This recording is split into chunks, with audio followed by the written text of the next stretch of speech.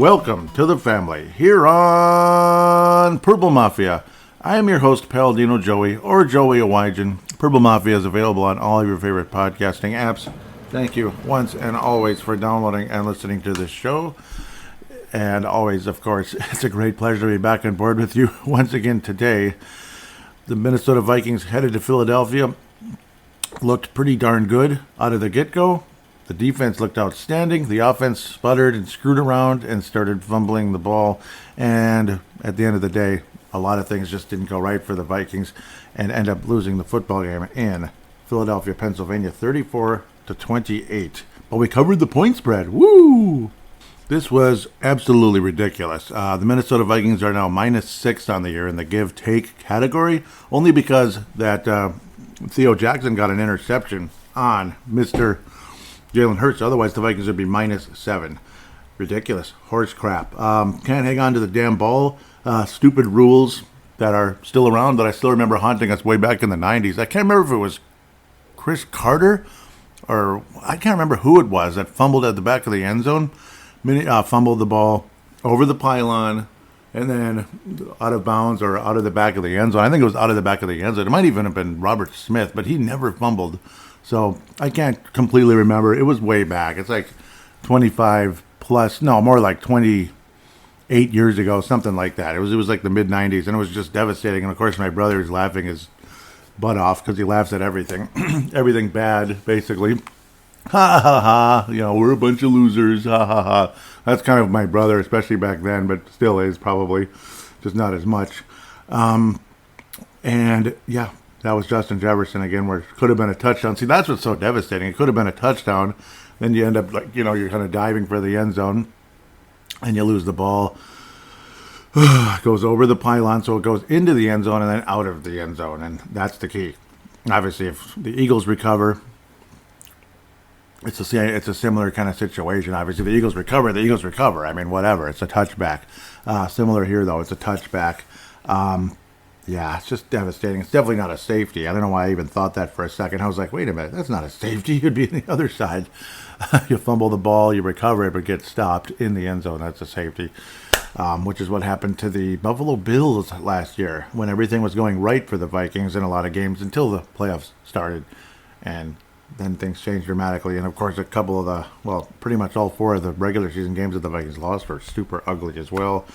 The running game stinks. Alexander Madison, what's going on? It's kind of like the Twins years ago with Pat Mears and Denny Hawking, the shortstops. Pat Mears was a valuable shortstop. He's really good. But then Denny Hawking, it's like he's really this wonderful backup shortstop. I mean, look how good, his batting average is up there. He makes some nice plays. Yeah, he gets some timely hits and all that. And then Pat Mears gets hurt for like a long-term period of time. And Denny Hawking has to be the main guy. And it was like a transformation. Like, what the heck? He can barely hit at all. His fielding is below average, or maybe average at best. But the guy can't hit at all. He's extremely unreliable. At best, he'll hit you into a double play or something. And that's kind of what Alexander Madison is, replacing Dalvin Cook for the Minnesota Vikings. Ty Chandler, we handed the ball off to him once for no gain. Fantastic. Alexander Madison threw in a fumble. Kirk Cousins a fumble. Justin Jefferson a fumble. And, man, what was the other guy? Powell. And just golden opportunity. This is what could drive you absolutely nuts. A great return. Absolutely awesome return. We're going to be in great field range, field position, so to speak, in the Philadelphia, 30s. And the guy fumbles the ball. Just thanks, Brandon. He fumbles the ball. What the hell can you do, right? That's basically what happened. Yeah, what the hell can you do, right? But then again, no, it's like, seriously, hang on to the bleeping ball. Like Pete Burcich was saying at the time, once you get across the 50, 2 hands on the ball, for God's sakes, if not the entire time you're returning the ball. Just 2 hands on the ball. There's just no reason for this to happen. No reason whatsoever. Special teams can't hang on to the ball. That would be Brandon Powell. The running back can't hang on to the ball. Kirk Cousins can't hang on to the ball. And your best player and the guy we want to give $700 million to, Justin Jefferson, can't hang on to the ball. So where does that leave you? It leaves you, 0-2, I guess. I guess it leaves you 0-2. It does. It does leave you 0-2, and it's not a very pretty 0-2. It's not like the Dallas Cowboys in '93, and I got to stop bringing them up. I freaking hated that team anyway. I remember being thrilled about their 0-2 record, and then we know who won the Super Bowl that year, and it wasn't a fun day at all. On top of that, again, all the bleeping turnovers. Can't hang on to the effing ball. I think you get the point already with that, but yeah, of course you do. But then, as good as the defense was, all of a sudden now we can't stop the run up the gut. Defensive tackles in the middle, no good. And again, I don't think the 3-4 defense is the best for running anyway, though you'd think of some freed up linebackers who get into the backfield and get some TFLs. But if we got TFLs, I barely remember them. I mean, how many yards did we give up? Like 200 plus. 175 to DeAndre Swift. He was very swift. Yeah, we know. He had a 43-yard scamper along the way, 6.3 a carry. That's pretty much all you need to know. Boston Scott, 8 yards a carry on just 4 for 40 yards. Of course, Jalen Hurts was we know. Other than the interception, he had 2 rushing touchdowns and a TD, so I'm sure your fantasy team did fairly well if Jalen Hurts was on it. Your fantasy team did awesome if Kirk Cousins was on it. 4 touchdown passes, quarterback rating 125.6, 364. So there it is. The Kirk Cousins box score is sexy as all get out. Shut the hell up. How dare you ever say anything bad about Kirk Cousins? He's the greatest ever. What's wrong with you? Like, seriously, what's wrong with you? Like, Kirk Cousins is Peyton Manning in purple. That's what Kirk Cousins is. Well, actually, no, he's not. He's just not. He puts up nice numbers. Sometimes he's flat out great. And the connection with Justin Jefferson's nice. Beautiful pass to Jordan Addison, who's becoming a deep threat, no doubt about that. Yes, he had a 62-yard catch and touchdown, so to speak, couple yards after the catch. About 50 so yards catch, and then scamper into the end zone right after that, catching it in stride, basically.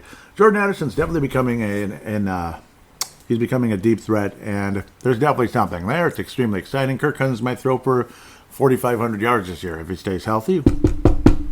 You heard what that was. But there's no bleeping running game.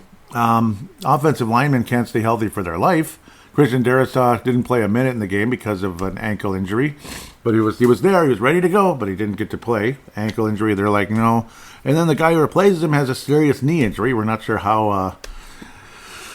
We're not sure about the extent, but if you have to be carted off, that's kind of scary. And of course, again, precautionary as well. Like we don't if you don't really truly know what the outcome is of Ole Udoh, who was playing left tackle yesterday.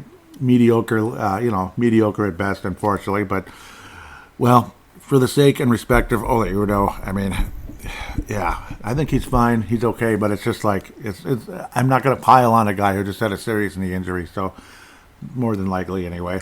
So it's a damn shame.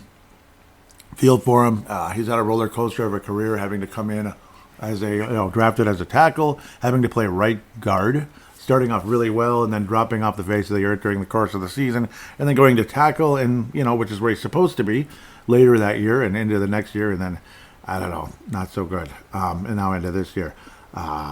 This is his 3rd season, I believe. Yes. Or 4th season. The first year he didn't play at all. It's just kind of deep reserve type of situation. Hawkinson, yeah, not bad. Not a bad game at all. A couple of TDs, some great plays and fighting through. Definitely a better game for TJ Hawkinson. And it wasn't exactly his fault. It was stupid play calling last time around where it was like a bunch of little short checkdowns with defenders draped all over him last week versus Tampa, just 4 days ago. KJ Osborne, I don't know. He had a nice touchdown. He was wide open. But, yeah, I'm kind of hearing what some of the fans are saying, that the guy can't get separation and all that, and he dropped a very easy pass as well. Yep, I might start turning on him too, and I don't want to. I'd like to believe that he's at least a really good 3rd receiver. He's definitely not a number 2. The number 2 is plain as day.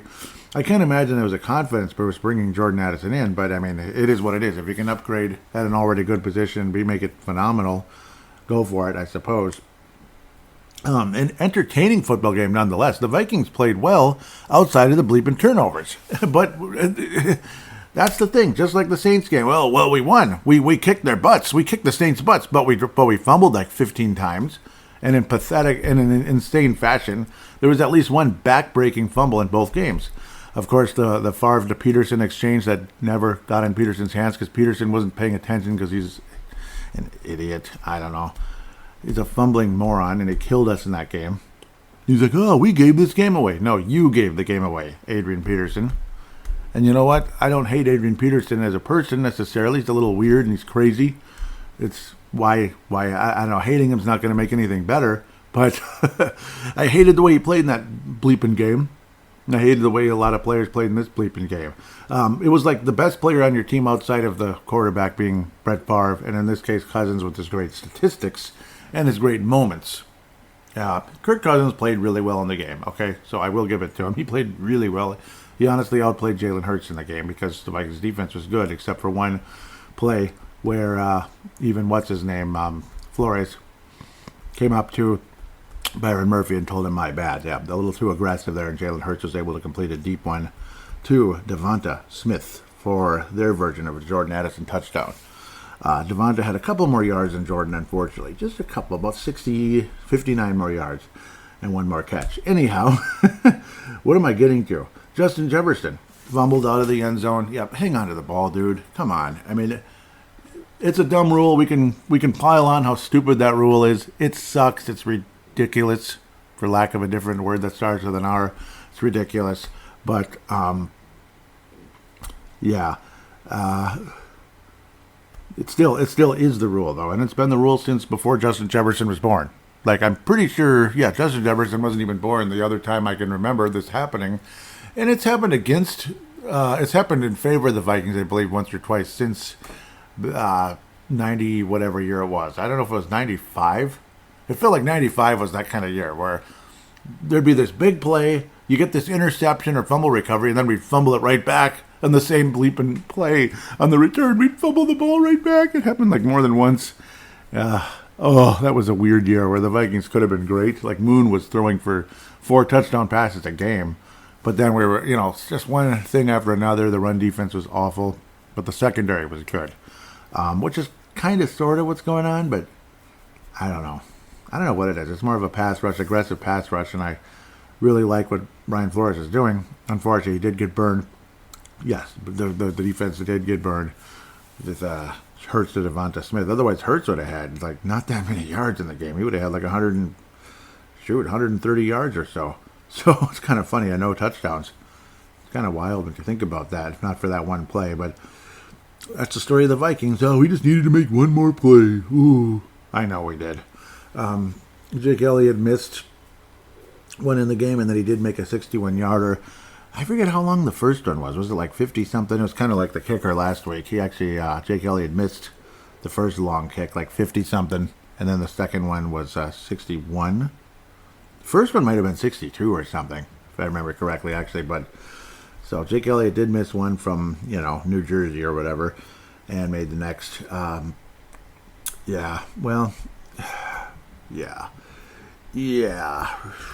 This time, Daniel Hunter did get credit for half a sack. No, and he did last week as well.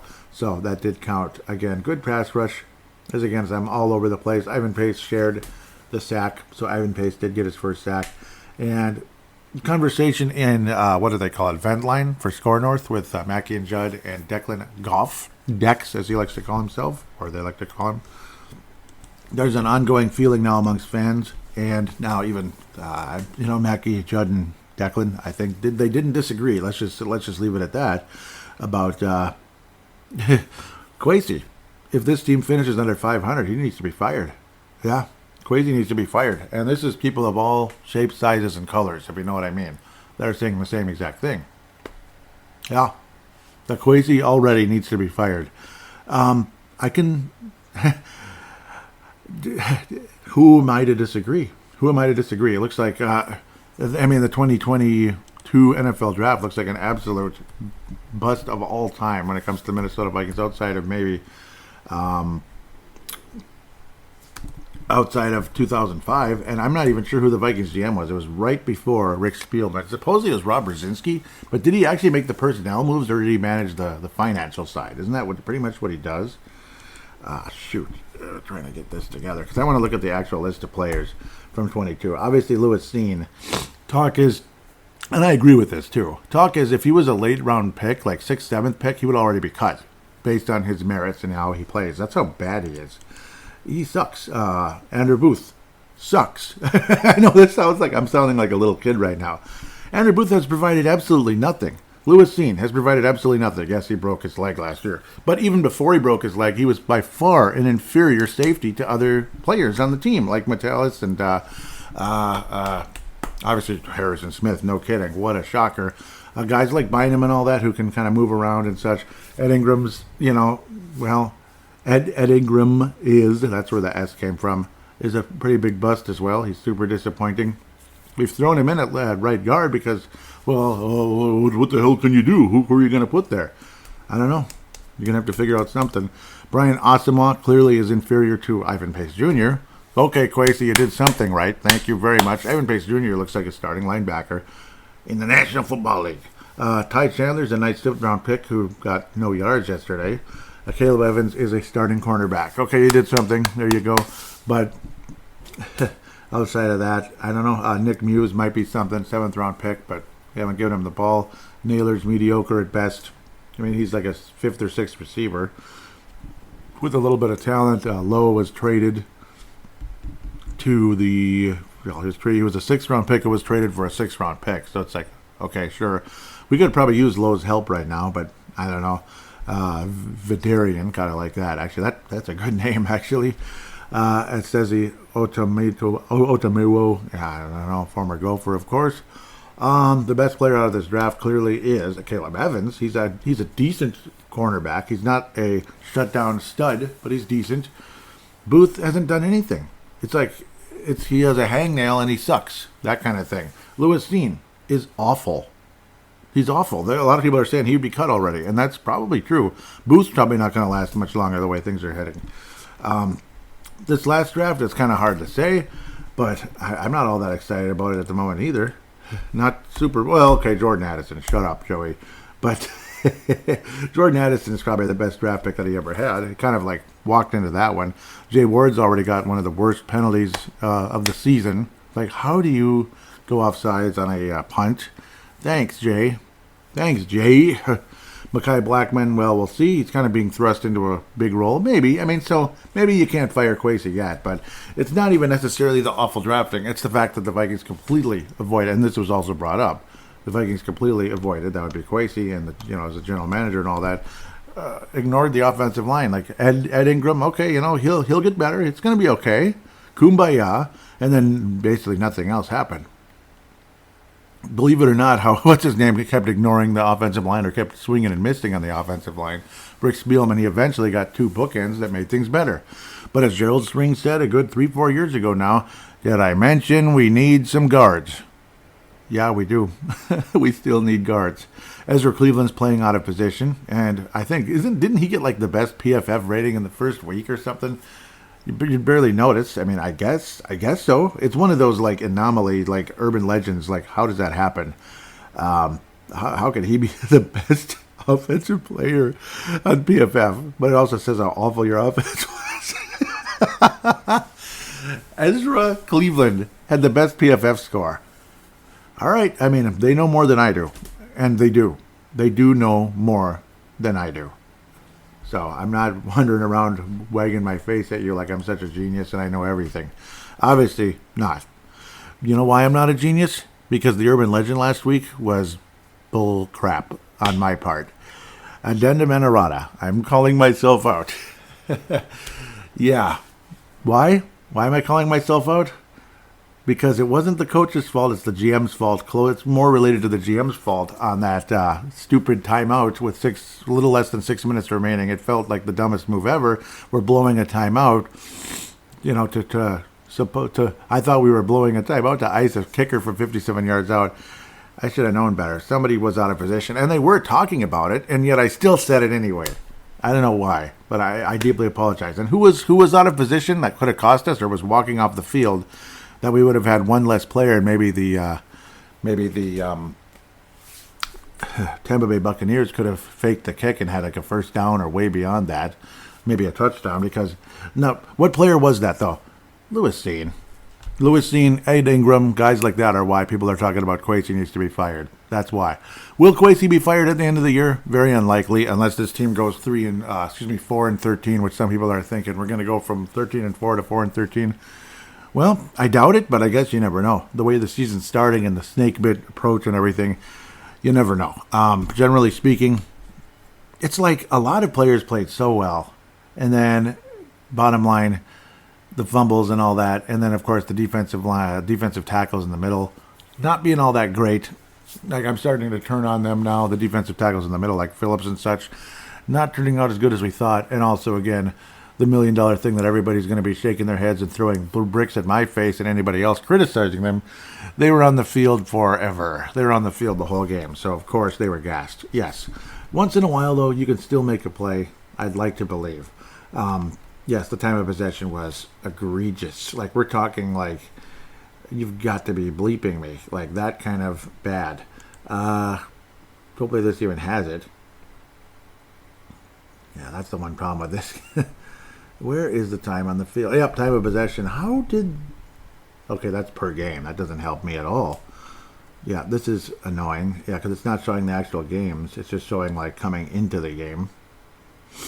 I think it's here, but I'm not seeing it. But, yeah, okay, there it is. 39-28 to 20-32, which is basically double. It's basically double. That's what I thought it was. It's like, I don't even understand how it could be that bad. It's absolutely nuts. And again, yeah. That's absolutely egregious. Like 40 minutes time of possession, the Vikings had 20. Yep, so that does tell you something. Yes, that's another reason why the Vikings defense kind of struggled and had a hell of a time out there. So it's kind of like, what the hell can you do? That type of thing, unfortunately. Very, very, very, very winnable game. Philadelphia wanted us to win the game at times, and then they said, okay, fine, you don't want it, then we'll take it. And that's basically what happened. We're going to start running up the gut and eating the clock and getting first down after first down, and, you know, you can start packing your bags for your next game next week, wherever the heck it is. No, that's wherever the heck it is, right? In their case, because they're not worried about what our game is and our schedule is coming up. But I suppose we have to worry about it as we move forward. That's the Chargers, and it's going to be Sunday, not this upcoming Sunday. That would be funny as hell, but 10 days from now, a nooner on Fox, which I like more. Thursday night's kind of fun, though, in a way, because then I get Sunday off, which is cool. I get Sunday off to do whatever, and I can kind of record early. It's like, I don't want to be here right now. You know why? You know why I don't want to be here right now? Because the Vikings lost. No, the real reason I don't want to be here right now is I actually wanted to record last night. My wife was cranky and all that. She was not, I don't know. She just wasn't very agreeable. We'll leave it at that. And then it's raining, so I can't even do my work. So I'll probably end up having to do lawns on Saturday, which I can't wait to do that. So rainy days and Mondays, rainy days and Sundays, rainy days and whatever always get me down. And, yep, so I'm recording on Friday morning, the first segment. The next two, of course, will be Sunday-ish. I almost should just do a short one here, put it out so that you can get the fresh feel of the game. But my whole point is to at least do the first segment close enough to the game so it's more fresh. My feelings are fresh and all that, and all the things that took place during the game are fresh on my mind. And I did apologize for ripping on Kevin O'Connell for the timeout. That was Lewis Seen's fault, which again comes back a bit to the GM a little bit, indirectly but directly back to Kwesi. Lewis Seen he's garbage, man. He's garbage, and I'm not the only person saying it. I don't know. He's garbage, and I think Kwesi whiffed big time. You trade with two division rivals, talented receivers that you could have had at those positions, and you wind up with Lewis Seen. Wonderful. A safety who had no business being there in the first place, or had no business being taken that high. Clearly a reach, and looks like might have been the biggest reach ever outside of Christian Bleepin' Ponder. And here we are. Yeah, here we are. Frustrated as hell. Maybe we could have had a number 2 receiver last year, or just gone in a completely different direction. Offensive line or something. I don't know. I don't remember exactly who was sitting there available, and I'm not a genius anyway. You could take offensive linemen and they end up being huge busts like Ed Ingram in the second round, or you could take, Brian O'Neill, late in the second round, and thinking, boy, that's kind of a reach. Oh, but he's really athletic and he has a ton of potential, but it might take him some time to be ready to go. And it was like a few games into the season. Okay, Brian O'Neill's starting. Well, he was the best lineman in his first game. Okay, that's a good sign. Okay, let's see what the next game. He's the best lineman on. Okay, the third game, best line. Okay, I think we got something here. That was an awesome feeling. Obviously, the guy had potential, but it was like early, and he was moving from tight end to offensive line. Yeah, like left, right tackle part of me, and it all worked out. And unfortunately, late last season, he had an Achilles tear. Speaking of which, so did Aaron Rodgers. I think his was more of a complete tear, though. Him being Aaron Rodgers 4 plays into the season. Peyton and Eli. I saw the video of Peyton and Eli just kind of like, oh no. And it's sad. Anybody laughing at what happened to Aaron Rodgers? Come on. First of all, celebrating anybody's injury sucks. It's kind of dumb. Like, Aaron Rodgers broke his shoulder when Dwayne Rudd sandwiched him in a tackle. Okay, I mean, I'd rather beat them by, like, the real way. I'd rather beat them straight up. It's nice to be able to rout the Packers because they have, like, some third-string quarterback playing because no backup wants to be there. No good backup wants to be there. They'll never play back when Rodgers is there. That type of thing. Or a developmental guy like Love, who's turning out to be good so far. But no, the injury to Aaron Rodgers, nothing to celebrate. It sucks. It would have been fun to see what's going on if he succeeds, if he fails, whatever. If he throws 18 interceptions by like the midpoint of the season, so be it. If he's historically good again, so be it. It'd be kind of fun to watch, honestly. It'd be kind of fun to watch. As long as they knock the Chiefs out, I'll be happy. We'll see what happens if the Cincinnati Bengals can get their heads out of their you-know-whats and start playing a little better. We'll talk about that in the second segment along with the Chargers, so on and so forth. As for the Fran Tarkington and Christian Ponder Memorial for this show, where do we go? There could be a ton of, in a lot of ways, a lot of people might go with Kwesi Adolfo-Mensah for the Christian Ponder Memorial. That's kind of jumping ahead. Fran Tarkington Award, it could go to Cousins. It could go to Jefferson. Jefferson had the fumble, though, that probably cost us the game. Dumbest rule ever, but hang on to the ball. So how can I give it to Justin Jefferson if he had a fumble that probably cost us the game? Jordan Addison, a little too raw, and he only had 3 catches. It's not like anything crazy there. Kirk Cousins also fumbled, but was it the offensive line's fault? He had a spectacular game on paper, and had some great moments, honestly. So I'll give him a lot of credit there. Not some, I'll give him a lot. Theo Jackson is kind of like out of nowhere. Made some nice plays. Ivan Pace Jr. had some really nice plays. Jordan Hicks. Also, love what those guys have been doing for us, or did for us in this game. Jordan Hicks, the former Philadelphia Eagle. Since the defense, I think, deserves a ton more credit than the offense, despite, waking up a little bit at times. Ivan Pace Jr. and Jordan Hicks are going to bring in the Fran Tarkington Award. You guys are going to share it for this week. Ivan Pace Jr., second game in the NFL, undrafted free agent. So this makes Kwesi look a little better. They didn't throw a whole lot to Mekhi Blackman, did they? So that might be a good sign in his part as well. Murphy also, they didn't throw in his direction a whole lot. He had a pass deflection. So that's it's a good sign. They being, them, him being Jalen Hurts, of course, an MVP level quarterback.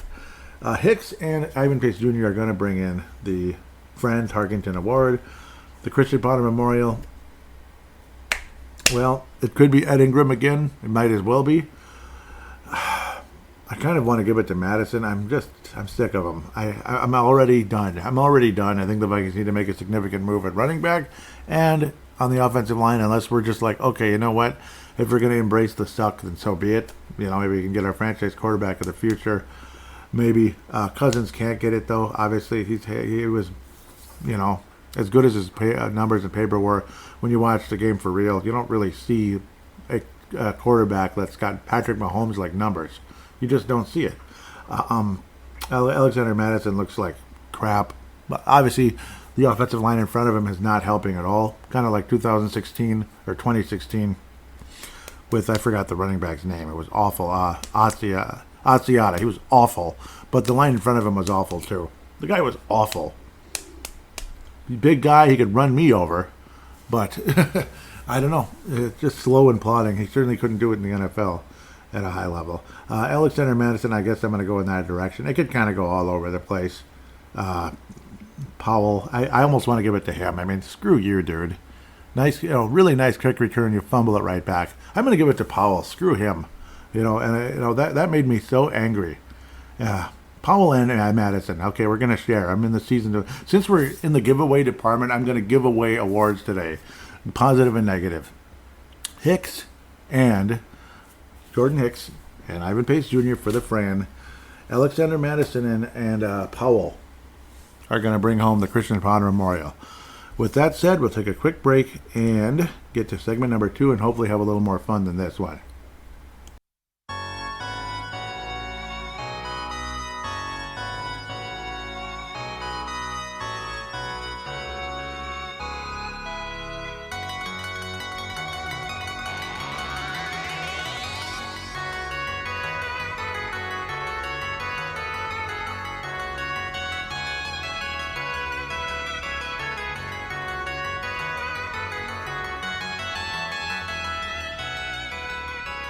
And we are back here on Purple Mafia, segment number 2.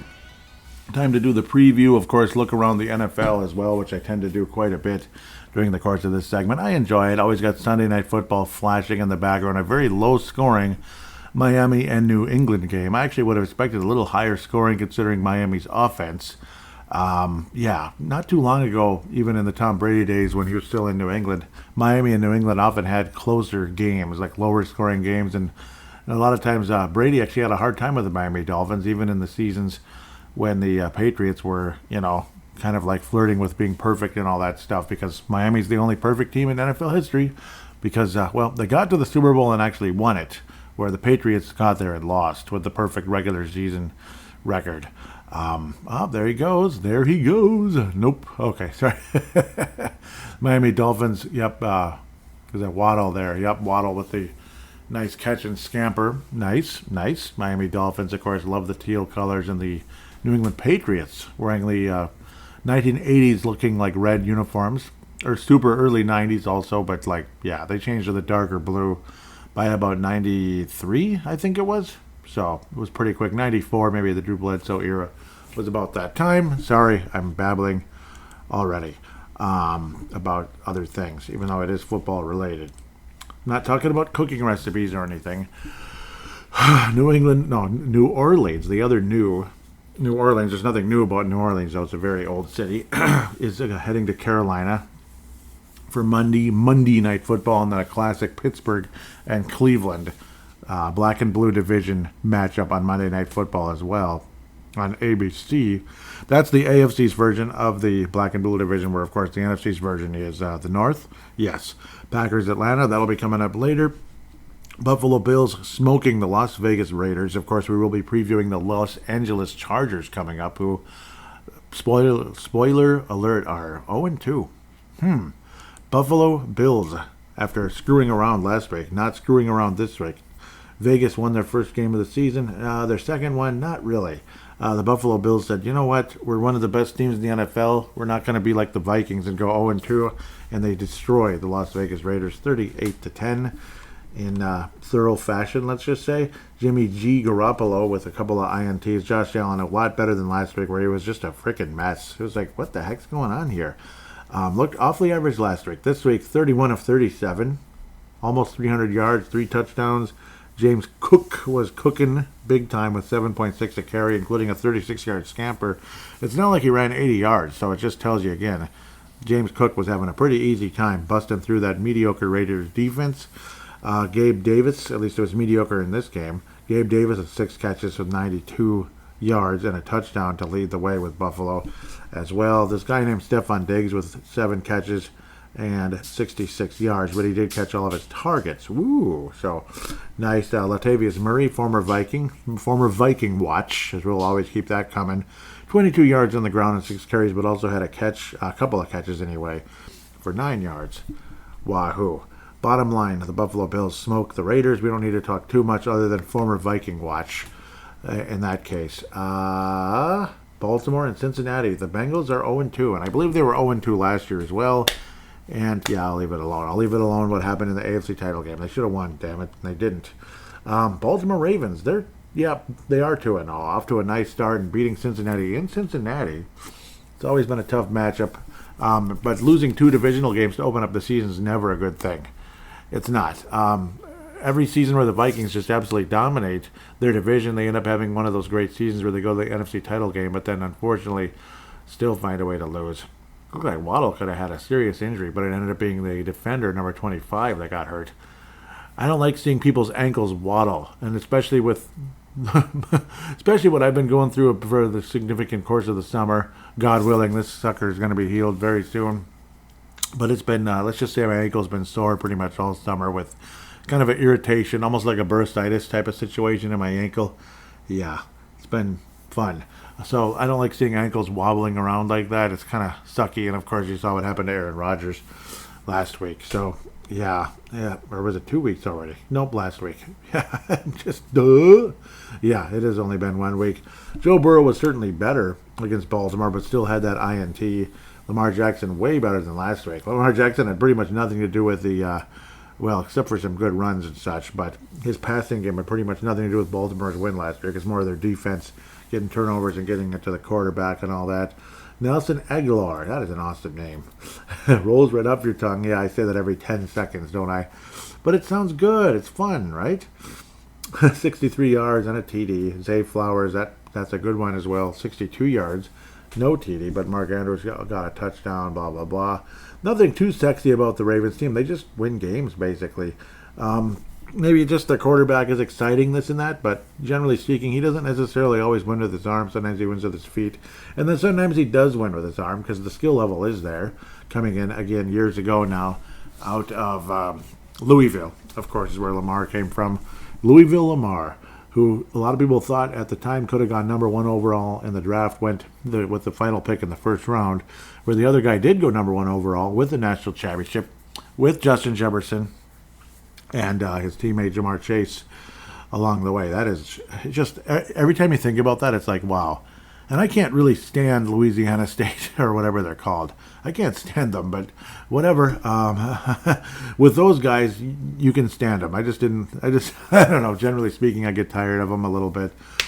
Joe Burrow, unfortunately, had the interception. It was a little bit of a frustrating day for back-to-back weeks, but certainly better than the week before. Unfortunately, not enough. T. Higgins, a couple of touchdowns for fantasy ballers with 89 yards. But again, just unfortunately, Jamar Chase, only 31 yards, 8 targets. Just nice defense by the Baltimore Ravens. And Joe Burrow was kind of off again, a little bit. Detroit, I'm not going to jump into that just yet. Last week I made the mistake. Chargers, same thing. Don't you dare. Man, look who they lost to. Bears and Tampa. Can't jump into that one either. Come on. Chargers, no. What are they called? The Jacksonville Jaguars only mustered 9 points against the greatest Chiefs defense of all time, I guess. It's so frustrating. Only 9 points? Come on, Jacksonville? Come on, man. And, of course, Travis Kelce's back, so Kansas City's going to score like 40 points now, right? No, they only wound up with 17. Jacksonville's got a nice defense as well, but I don't know. Freaking Chiefs. Yep. Of course, the Chiefs won. Of course, Mahomes with another interception. That's interesting. Hopefully, teams start figuring him out a little bit. Yeah, I know. It's one way or another, he's still going to be in the top 3 like of the entire NFL, probably the rest of his career. Oh, goody. Jerick McKinnon, who every time I think about Jerick McKinnon, nice young running back. No, he's everything but young at this point when you consider, he was already a few years in 2017. So it's kind of interesting to think about. So he's definitely a veteran. If Dalvin Cook is old, sort of old, Jerick McKinnon's ancient. But he got a ring last year. Good for him. He was like the only guy I was happy for pretty much last year. Even Andy Reid, it's like, yeah, you already got your ring. Go away. You got your ring, okay? Believe me, I could imagine the frustration of, coming close so many times and not getting it and then finally getting it. Trevor Lawrence, though, didn't even throw a single touchdown pass. He didn't turn the ball over, but just a mediocre, meh kind of game. Just about 50% completion percentage. That kind of sucks. In this day and age, that sucks. It's terrible. Travis Etienne Jr. good chap there with a 9 yards long and 40 yards and 3.3 a carry. That's not making anybody blush. And Trevor Lawrence also did lose a fumble in the game. Captain Kirk with 110 yards on 11 catches, but again, no touchdowns. Just kind of a mess of a game. Just 3 field goals for the Jacksonville Jaguars. 3 field goals and not getting in the end zone against the Chiefs, you're not going to win the football game. It's actually amazing considering that Jacksonville kept Kansas City to only 17. That's actually quite impressive because they have the best tight end in the history of mankind. Just ask him. Just ask him. He's the greatest thing that ever lived. Ever. He's the greatest thing that ever lived. Just ask him. That's all you got to do. I'll try to get off that now. I know I'm acting worse than him now with the way I can't help it. Ugh. Some people just piss me off. Colts and Texans. Ugh. Do we have to talk about this? I guess. 31-20. Colts actually played pretty well. Texans 0-2 on the season. On their way to 0-17. I don't know. They probably aren't going to be that bad. But Stroud actually looked really good. But playing from behind helps. It helps the cause. But actually a great game for C.J. Stroud. Kind of coming on the scene, but still can't match his cross-draft rival. No, then again, Anthony Richardson only attempted 10 passes. Gardner Minshew actually replaced him in the game with the unfortunate injury. I don't think anything serious from what I know, and if it is, I deeply apologize. So it's kind of I apologize in advance here. Gardner Minshew actually had a very efficient game, and he's probably about as good a backup as you're going to get. So good for the Colts there. And he's the kind of guy who'd probably be a nice veteran to help out as well. Help out the young Anthony Richardson. Stroud, though, congratulations on coming on the scene. That's actually a very impressive performance. No turnovers, 384 yards, a touchdown. Again, 30 completions out of 47. That's pretty good. Nico Collins with 146 yards and a touchdown. Tank Dell. Everyone say it with me. Just rolls right off your tongue. Yes, pretty much. But a nice performance by the Houston offense, particularly C.J. Stroud. But unfortunately, again, in defeat, only 20 points ultimately, and basically like a valiant comeback in the fourth quarter that came up short, still by 2 scores. So, I mean, they were getting pretty much slaughtered 31-10 for a while there. The Colts pretty much stopped scoring in the second half, but I don't know. That's just kind of how that goes. Houston, remember when they had a really good defensive line? Like, I mean, really good. Feels like 20 years ago, and it probably was. It's a long time ago already, isn't it? San Francisco, 30-23, a nice solid win over the Rams in Los Angeles in a rematch of the NFC Championship game a couple years ago. If only this was the final score of that game. If only it was. We could have had an epic rematch of San Francisco-Cincinnati. And you feel terrible for whoever lost, and you're just thrilled for whoever won. Just tickled pink. Unfortunately, the frickin' Rams ended up stealing it from everybody. They stole it from the Buccaneers, they stole it from the Niners, and they stole it from Cincinnati, and the frickin' Rams won the Super Bowl. Ugh. I'm not bitter about that or anything, but maybe a little. Brock Purdy, okay, I guess. Anthony Richardson-like performance. No, I mean, Trevor Lawrence didn't turn the ball over, but didn't do anything too exciting either. But the San Francisco defense did turn Matthew Stafford over with a couple of INTs. Good for them. No fumble lost or anything like that. But Matthew Stafford, a couple of interceptions despite 300 yards. Debu Samuel with 63 yards receiving and also 38 yards rushing for a touchdown. So they, again, multiple dual threats with the 49ers. Obviously with Christian McCaffrey and Debu Samuel. Good for him. And even Brock Purdy ran one in, believe it or not. And it was a Purdy day for the 49ers for the most part. Brock Purdy wasn't all that spectacular, but he was good enough at bare minimum. He's a nice, solid game manager who can be beyond a game manager when he's at his best. It's a nice quarterback for the 49ers. I'm very happy that he was able to come back and, escape disaster when it came to the whole elbow tendon situation. That could have been a disaster. It's amazing that nothing worse happened when he went back in. But I suppose it was just handoff. He wasn't going to throw it. The Giants, after getting absolutely obliterated, 40-0, and against San Francisco, we'll go back to that very briefly, might be the favorites in the NFC. Maybe. We'll see. I guess it's between them and the Eagles. Or the Cowboys. Ooh, maybe. The New York Giants, though, and it tells you how crappy the Arizona Cardinals are. This was in Arizona. 31-28, the Giants, after getting crushed by 40 points last week by the Dallas Cowboys on Sunday night football, like what I'm watching right now. 38-28 in Arizona. The Giants emerge. They stand tall over the Cardinals, I guess. Daniel Jones, much better game than last one, of course, after his first game coming in with his new contract. Miracle of all time that he could get that amount of money in a single contract, not like after 3 contracts or more in the NFL, and winning the lottery on top of it. That's about what you'd think is how Daniel Jones would wind up with that amount of money, but whatever. Again, a game manager at the very least, but sometimes he was worse than a game manager. Like, dude, you barely got 3,000 yards as a full-time starter, and you're making how much again? Hello? Anybody there? Joshua Dobbs, actually pretty solid performance, to be quite fair. Didn't turn the ball over. Quarterback rating just under 90. And I like to be old school rather than the PFF quarterback rating or whatever the heck they call it. I forget what they call it now. And I don't know. I'm going to go old school for now. James Conner with 106 yards on the ground and a touchdown. Arizona played reasonably well, considering the circumstance, but they still lost to the Giants and a team that, again, got beat by 40 points last week. Kind of sucks. That would suck to be an Arizona Cardinals fan.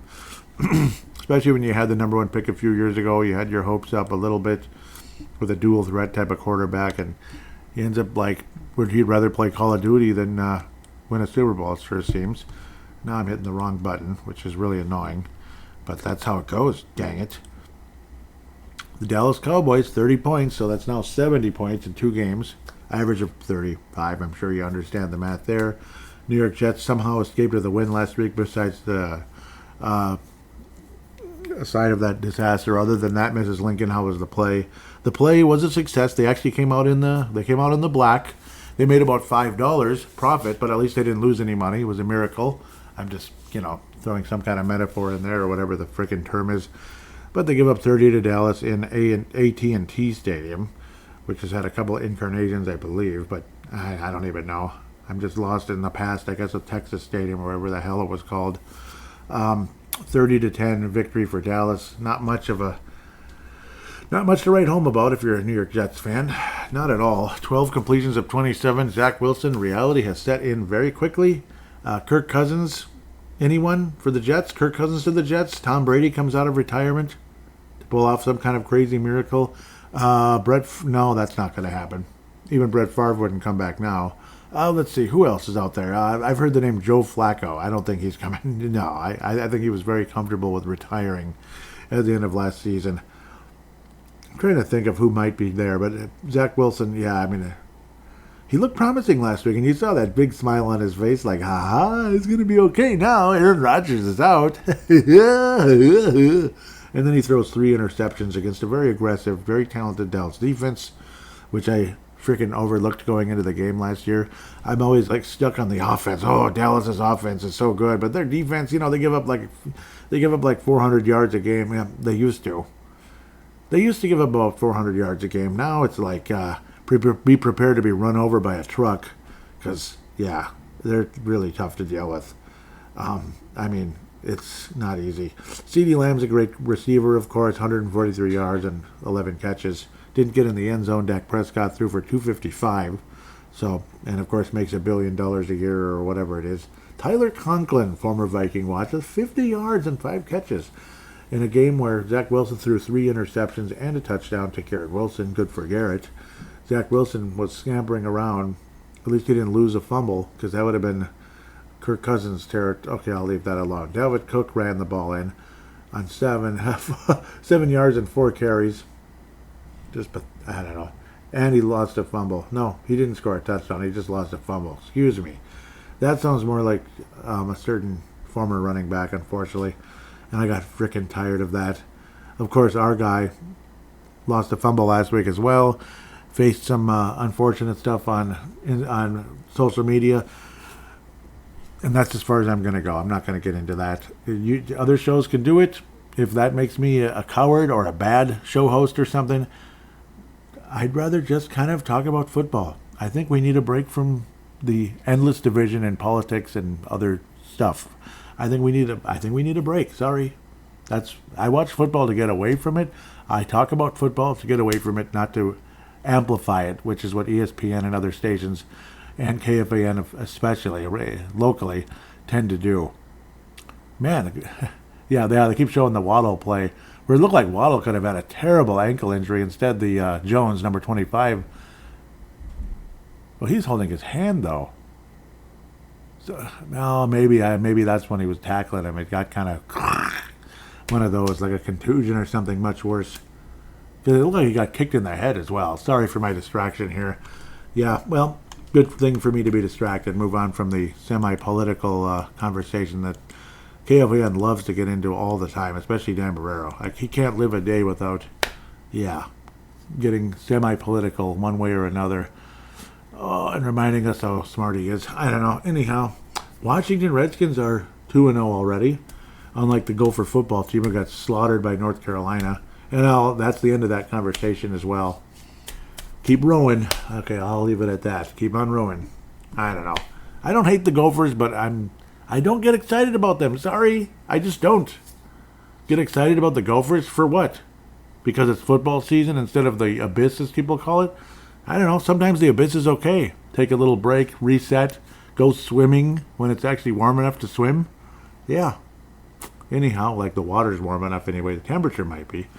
35-33, the Washington Commanders defeat the Denver Broncos. The Broncos haven't changed their name yet. Hopefully that won't offend anybody anytime superly soon. An epic game, though. I mean, that's nice numbers, nice score. Russell Wilson with 3 touchdowns. Did have an interception, and Russell Wilson also lost a fumble. So, way to go, Russell. Multiple turnovers in a game that could have been better. But the Washington defense is good. They do know what they're doing. Brian Robinson, the running back of the Washington Commanders, with a couple of touchdowns with 87 yards. Again, one of those fantasy guys that can really help you. You don't think about Brian Robinson all that often, probably. Necessarily, you're looking more at, maybe a Russell Wilson as your quarterback. Maybe a Delvin, no, maybe not.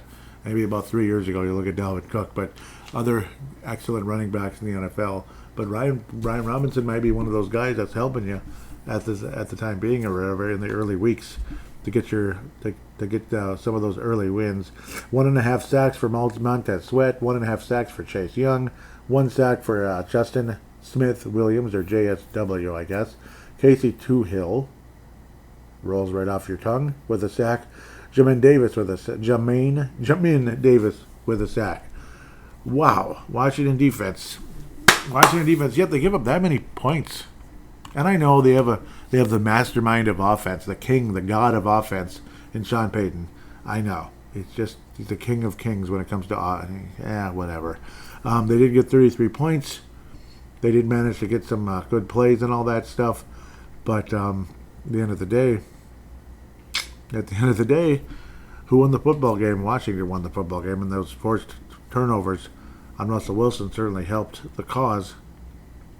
At the end of the day, Will Lutz is on Denver now, huh? The former, okay, I get it. Well, who's the coach of the New Orleans, who was the head coach of the New Orleans Saints just 2 years ago? Yeah, so Will Lutz, of course, very well liked locally, I suppose. Impressive win for Washington, though, despite giving up a ton of points. And it was on the road, so a very impressive road win for the Washington Commanders, despite what you might think of the Denver Broncos. There's definitely talent there at the end of the day. So, do we go with the Bears, and the Bucks? The Bears lost to the Bucks. The Bucks win comfortably, 27-17. Nice. So the Tampa Bay Buccaneers, the early surprise. But Chicago was like an early surprise at the beginning of last year, and we all know how that turned out. I'm not super excited about Tampa Bay yet, but I don't know, maybe Brady was just awful, right? Just like how the Wizards kind of pushed Jordan away. Like, he's just a terrible person, and he's evil. No, Brady's not that. Michael Jordan was a bully, but he still was better than what the freaking Wizards had to offer, regardless of what people think about Michael Jordan. Sure, he was a bully, but if you can overcome it, if you can get past that, I mean,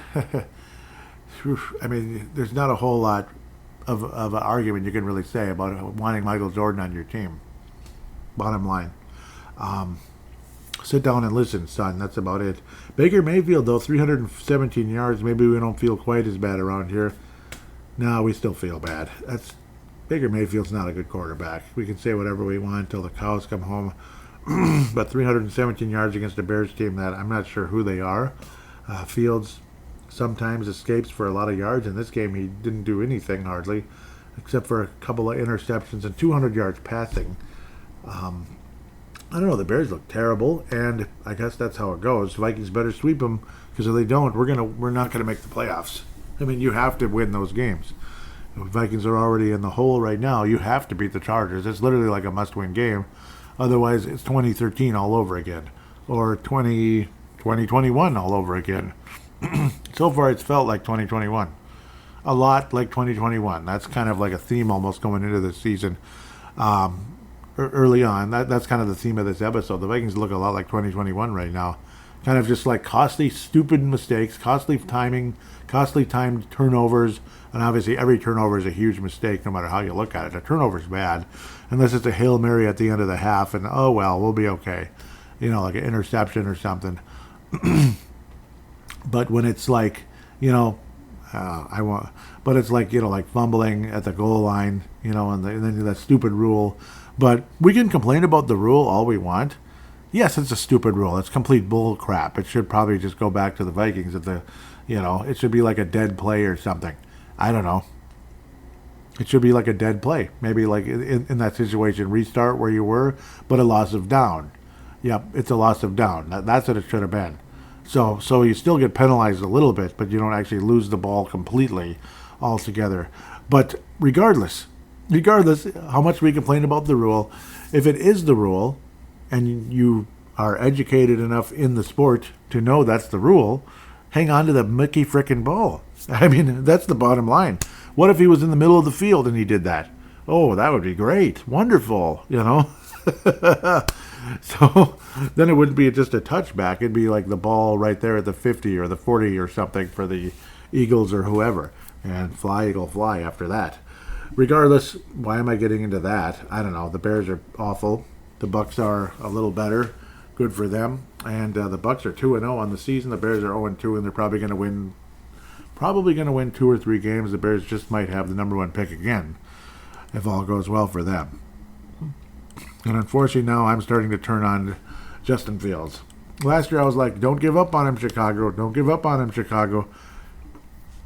Well, maybe you should. Green Bay, I don't think they're going to give up on their quarterback anytime superly soon. Let's get to the Lions first. The Detroit Lions can't beat the Seattle Seahawks at home.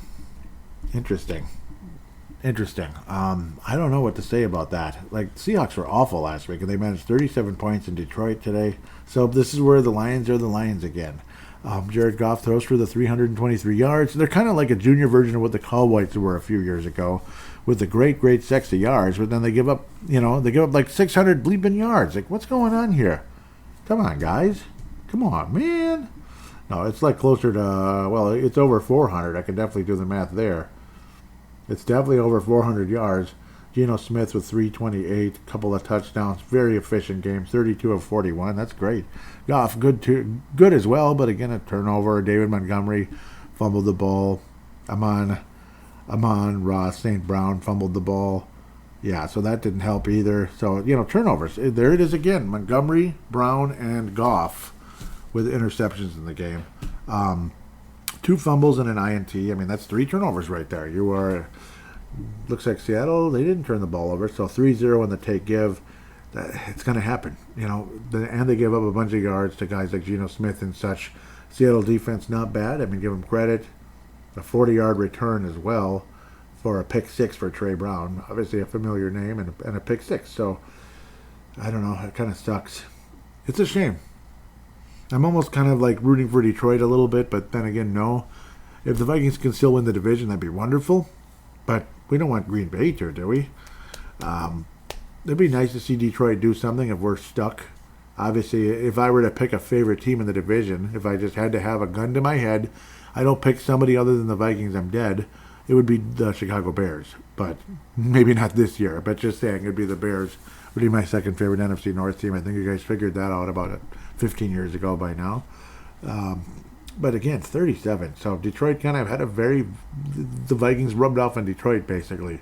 Maybe they were watching the game and thought, oh, we better not do that. Now we're going to get nervous. And then they start doing it like crazy. I don't know. Or just seeing the Vikings do it and maybe laughing at us. And they turn around and do the same damn thing. What a mess. And Seattle wins in OT, basically, at the end of the day. Detroit should have won that. Detroit, a game they should have won had they hung onto the football, but 2 fumbles lost and a pick six certainly did not help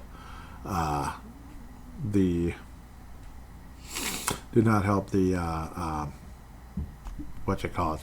Detroit's cause. Geno Smith passed to Tyler Lockett for the 6-yard touchdown at the end of the day. Basically, Seattle just kind of got the job done. They got down the field and scored a TD to ice it. A walk-off victory for the Seattle Seahawks. We can't call them the Chickens. And Geno Smith's easier to root for than some of them. Green Bay Packers, of course. Here we go. NFC North Roundup now is wrapping up. Green Bay Packers were winning convincingly for a while.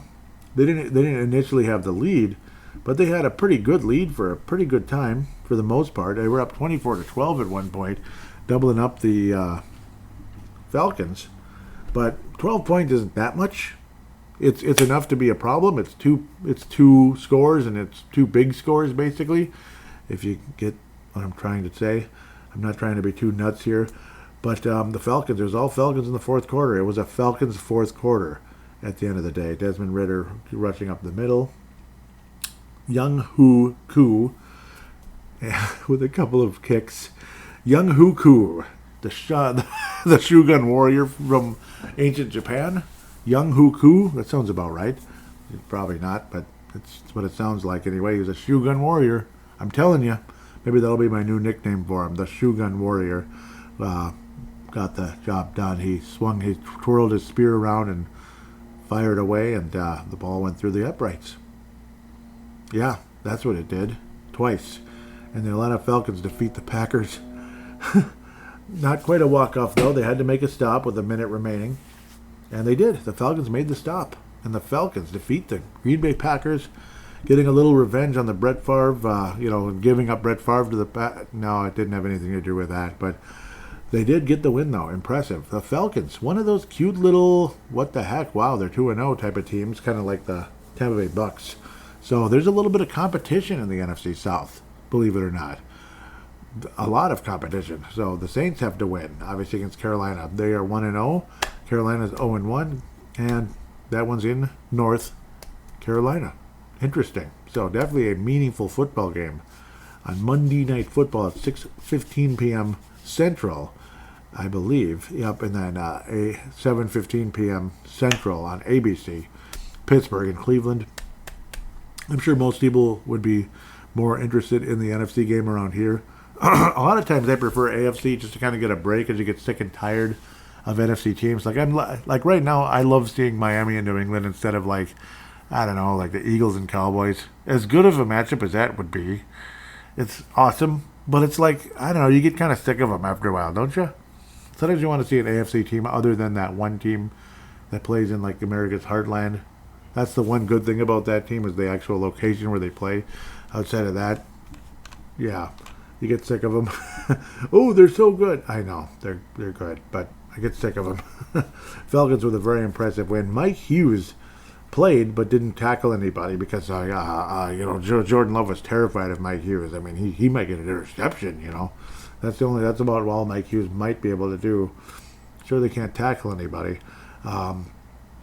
Jordan Love with 3 touchdown passes, efficient in that sense. That brought his quarterback rating up. His overall completion percentage, not the highest thing you ever saw, but certainly okay. Desmond Ridder, a little bit messy, did throw for 237 yards, and did lead the Atlanta Falcons to victory down the stretch. And congratulations, Falcons. And the NFC North is interesting. The Vikings are the crappiest team in the NFC North, tied with the Bears. And then you get the Packers and Lions tied in first place. Ooh. Yep, so we'll see how things turn later. We might end up with a 8-9 team winning the division, and it just might be us. Well, if we're going to win 8 games, we're going to have to beat the Chargers, who lost in overtime today, versus the Tennessee Titans in Tennessee in Nissan Stadium. A very familiar name there. Very familiar name. Nick Folk kicked a 41-yarder to defeat the Los Angeles Chargers. Los Angeles Chargers definitely known for giving up yardage and such. Tannehill, who was just putrid last week and was awful most of last year. Very, very efficient numbers. This is the Tannehill that you fell in love with the Houston Texans. Not throwing for super gaudy numbers, but insanely efficient. 20 of 24. That's insane. With a touchdown and no interceptions. I mean, seriously, that's insane. No fumbles lost and no interceptions. Nick Folk made all of his kicks. I mean, it's, a very nice performance by a Tennessee Titans team that looked like dog dookie last week. Derrick Henry turning back the clock a little bit, but still averaging only 3.2 yards a carry. He didn't turn back the clock. Nah, that's kind of what Dalvin Cook did most of last year. Ooh, he ran the ball this many times, and he got 60 yards, and he got a touchdown, and he averaged 3 yards a carry. But he got a touchdown and averaged 3 yards a carry. So, all right, there you go. Tannehill also ran a ball in from 12 yards out to help the cause. Obviously into the end zone and such. Justin Herbert might pass for 500 yards next week, but then again, I doubt it. It's the Vikings run defense that stinks right now. It's the Vikings run defense. We're starting to kind of look like the 95, 96-ish, around that era. The 1995 and 1996 Vikings that were putrid against the run, but the secondary was awesome. So, unfortunately, the 95 and 96 Vikings either missed the playoffs or lost in the first round, getting pummeled by the Cowboys in 96. So I'm not too excited about the outlook of this season at the moment. We might pass for 450 yards, just like Warren Moon did, game in and game out that year, but we kept getting beat, and that's kind of where it's heading at the moment. The secondary was freaking sexy, though. The secondary was great, but again, the run defense sucked. Like, I'm kind of focused more on 96 at the moment, but then again, 95 is when Moon had the great numbers, so you're kind of combining the two together. Herbert with 305 yards, and I do expect him to duplicate that. But then again, the Vikings secondary, which is very young and doesn't include a certain first-round draft pick from 2022 named Lewis Seen, because I don't think he's gonna be seen very much. I don't think he's gonna have a successful career. Did I say that? No, I don't think he is. I don't think I'm really going on a limb saying that either. That's not really even a hot take anymore. Lewis Seen is like the fifth safety. Safety, fifth safety. Like safety is like a position that, I don't know. It's not a good sign. Let's just leave it at that.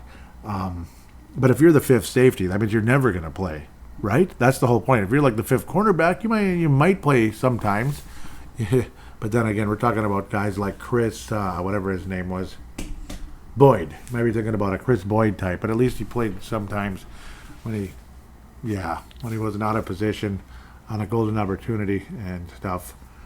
Yeah, I gotta know how you messed that up, but that's Chris Boyd. Keenan Allen with 111 yards receiving. He's one of those guys who can kind of scamper, of course, slot receiver type. Mike Williams more of a wideout.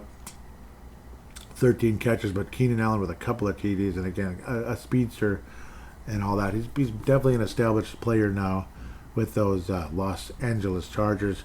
The good news is the running game in LA is not all that scary at the moment. Joshua Kelly only 39 yards on the ground. Darius Davis double D with just one carry for 10 yards. Okay, sounds like what the Vikings gave up last week. The Chargers defense is mediocre. It's nothing to get too excited about. They're not the Cowboys or anything, crushing Kirk Cousins. The Tennessee defense is decent, so the fact that, it's not as good as it was a couple years ago, but it's still decent. So the fact that Justin Herbert was able to have a very, very, very efficient game. In fact, both quarterbacks did, like I mentioned, how great Tannehill was. But for Herbert to be as efficient as he was in the game, obviously it shows that how talented he is. But unfortunately for the Chargers, they're 0-2. As last week, they couldn't get the job done either in a close game, if I remember correctly. Chargers and Vikings history, yep, let's go down that road again.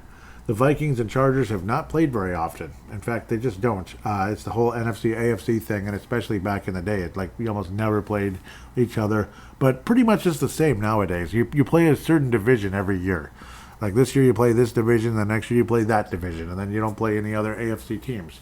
And then it's a mix and match with non-divisional NFC teams after that. When it's Seattle in Seattle like 5 years in a row, that was kind of weird. Vikings and Chargers history began in 1971, where the San Diego Superchargers, they were in LA for like a year in the 60s, and they moved to San Diego and became the Superchargers. That's right, and the San Diego Superchargers of 71 crushed the Vikings, a very good Viking team, 30-14. Interesting. Vikings then got the victory after that. Now the overall record is 8-6 in favor of the Vikings, believe it or not. As Vikings have had some stinkers against this club, but it's pretty much been back and forth. All the way from 71 to 2003, it was a 500 matchup. Isn't that crazy? So 28-13 in 1975, late November, right around Thanksgiving. In fact, it might even have been Thanksgiving Day. The 23rd of, right around the 12-year anniversary of Kennedy there. Very low-scoring effort against a mediocre Vikings team in the Met. This might have been like Tommy Kramer's rookie year or so. No, it wasn't. It's just a very aged Tarkington. Kramer's rookie year was 77. Tarkington did play, yeah, but just very average. A couple of interceptions, 230 yards. So Dan Fouts already quarterback. Neither quarterback was great in the game. Both of them threw multiple interceptions. But a 13-7 loss at the Met, that must have been like, this Purple People Eater age really is over, isn't it? But, I mean, great defense still, but I don't know. It's just the good old days are coming to an end real quickly.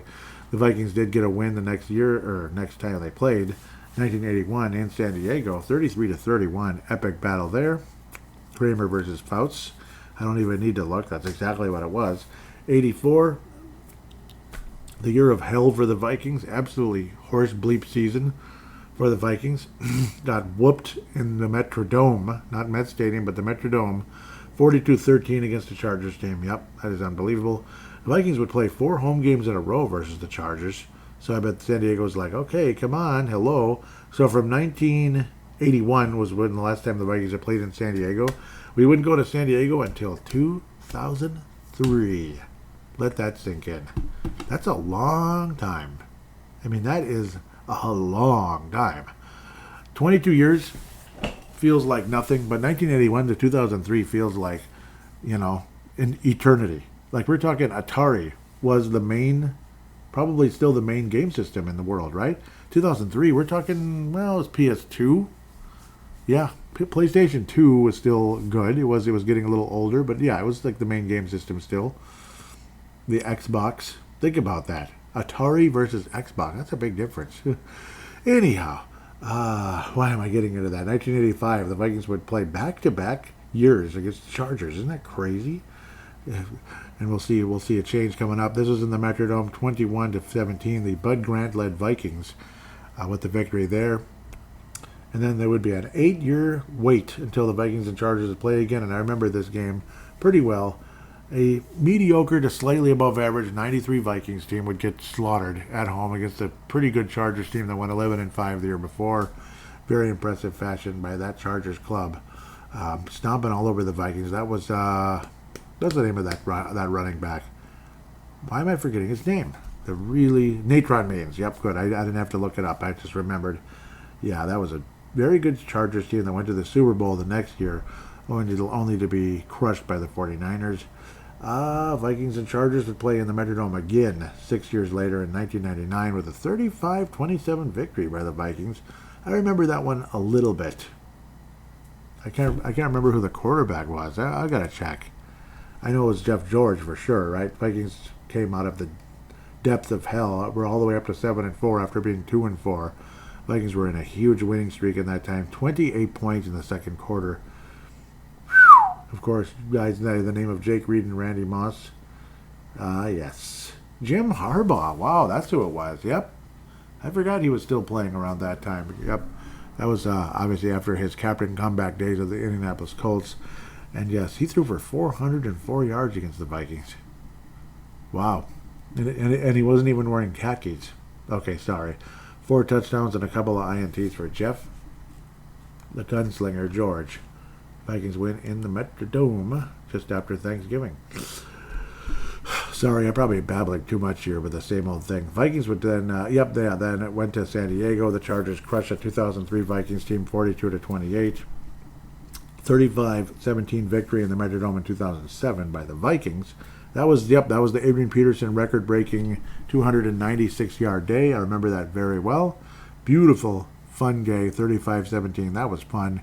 And that was my first year covering the Vikings. It was on YouTube, doing those cute little videos for paladinolive. Chargers would beat the Vikings in 2011 in the season opener, where the Vikings were winning and looked comfortable for a long time and just couldn't finish the job and ended up losing. It was really frustrating. Would have been an impressive way to start the season and ended up not being. So, Vikings would beat the Chargers this was in DCF Bank Stadium, 31-14. Yep, Teddy Bridgewater. No, I don't know. This was Matt Castle. Was this in England? Nope, this was here. We did play in England, I think. Nope, that was 2016. We played in England. And Teddy Bridgewater was the quarterback. I think this was his first game, actually. He didn't really play all that great, but the Vikings got the job done. Yeah, that was his first game ever. The Vikings went comfortably despite Bridgewater being pretty average. Vikings would smoke the Chargers in 2019. That very fun season for the Vikings. That was against, what's his name? What was the name of that coach? I'm blanking now. I can't remember. But he was a good offensive coordinator, but a terrible run there, and they ended up getting fired not long after that. He did anyway. Vikings would then beat the Chargers. So the Vikings have a 3-game win streak over the Chargers. 2021, a terrible Vikings team in 2021 would beat the Chargers 27-20. That's actually when that coach got fired. Yeah, getting it mixed up now. He didn't get fired after the game, but after the season. And then Zimmer also was gone, of course. Sorry for babbling forever, but I don't know. I like to get into history. I think it's really enjoyable. At the end of the day, this is a must-win for the Vikings, and I do feel there will be a sense of urgency going into this game. I don't think there's any doubt that the Vikings will have a major sense of urgency going into this one and will win the football game at the end of the day. It's going to be very close. It's going to be high-scoring at the end of the day. I think the Vikings offense kind of shows up a little bit. Again, if Tannehill can complete 20 of 24, I got to think the Vikings can do something against this Chargers team. It's mostly going to be an urgency thing more than anything else. It helps that it's a home game in a lot of ways. If the Vikings fail in this game, their season's just about done. And I think that, unfortunately, the Chargers are probably going to come up with the same approach. So it's going to be a desperate game. I think the Vikings are a slightly better team. The home side does help. It does, even though you don't want to make that the whole conversation. But I do think there's going to be a sense of urgency. And this offense is going to be more creative. This offense is going to be much more aggressive. You're not going to see cute little plays like we saw the last couple of weeks that drove us nuts. You're going to see some urgency. You're going to see another deep touchdown to Jordan Addison. You're going to see Justin Jefferson is going to explode on the scene.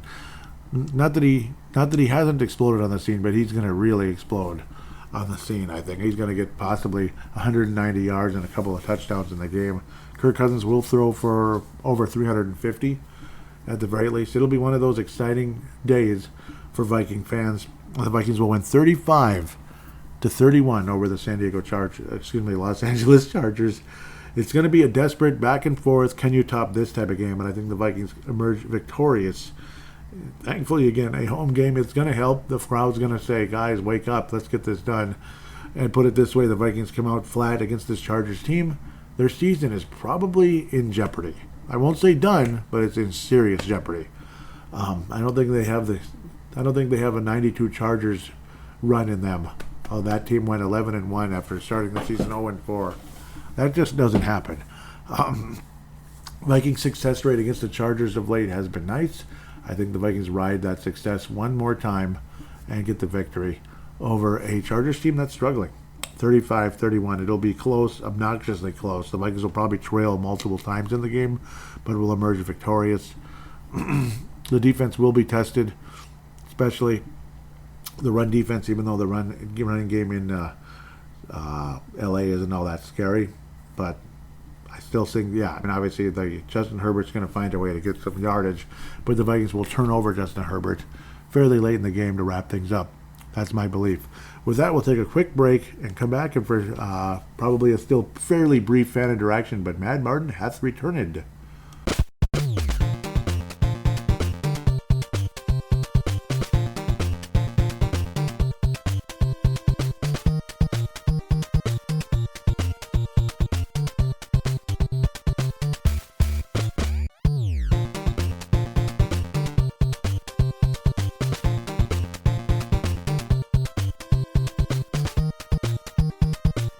Greetings, Joey. Happy football season. So here we are. I didn't do a calling after week 1 because I wanted to wait until the Philly game was over and done with before I had any opinions on what I thought of the season so far. Well, we played Philly last night and lost by a score. Doesn't sound that bad, does it? I haven't watched the game because I'm on holiday. I didn't want to put myself in any more of a bad mood being on the West Coast. But I'll go back to week 1 and Tampa. So you've got sort of the tribute to Bud Grant, our greatest coach. I don't know how you'd feel about that performance. I wasn't particularly impressed. I don't feel the team was ready. Did they have an eye on the Philly game and were thinking, well, we've got Baker Mayfield coming to town. We're going to win that, no problem. I think most of the fan base probably felt the same, that was a bankable win. And looking at what was coming up on the schedule, we needed that win. And we're now 0-2. And the biggest issue has been turnovers. 7 turnovers in 2 games. You're not going to win. I mean, you take those turnovers away, there's a chance we could be 2-0. And that would have been, for me, quite a good surprise. But you look at what you're seeing. And again, what we're seeing, certainly against Tampa, was an offence that would fall asleep for a quarter plus and do absolutely nothing. And that pressure would then be put upon what is a new defence with still a heck of a lot of issues. And that, if we're going to look at where we are with this team, for me, is one of the big problems. We've got some really good quality players, but we've also got a lot of weaknesses, and the depth isn't good. And they've not resolved. The O-line yet again looks like a disaster. The defensive line isn't particularly good. So football's about winning the war in the trenches. And with our trenches this year, I think we are in trouble. I don't see how you protect Cousins. He's not mobile. He's been knocked on his backside. I've lost count so far this season. So you just kind of think, well, where are we? What is the GM doing? I hoped when Kwasi came in, he would have taken bold, decisive moves and put this franchise on the right track to success, rather than this constant tinkering of a competitive rebuild or whatever you want to call it, and leaving us in the same bloody situation, which is a team that perhaps can win 7 to 10 games, but is never good enough to go beyond that. And, looking forward, I really am quite concerned. What are they going to do long-term at the quarterback position? Cousins, yes, he's statistically very good, but in those clutch moments, we all know he can't do it. And that's what you're paying a quarterback for, in those moments when it's desperately needed to find that little spark of inspiration. He can't do it. Tampa, we need to drive down the field to put points on. We go 3 and out when we needed to put points on the board, and we didn't do it. And looking at one of the things that I guess has always really irked me is roster construction, even with Spielman. Yeah, we've got great pieces, but the pieces that we need, or those perhaps not so important pieces, those guys that we've got just aren't good enough to do the job. And we're in the same position. And now I kind of wonder what the hell we do next year. Are we going to pay JJ because he's going to want a hell of a lot of money, and quite rightly so. He deserves to be the highest paid non-quarterback in football. But where does that leave you? You've also got players, like, is Derrishaw's contract coming up and Bradbury's? These guys will need paying. And how the hell is there any money left if we want to keep Cousins as a bridge? Because you can guarantee he's going to want top dollar again.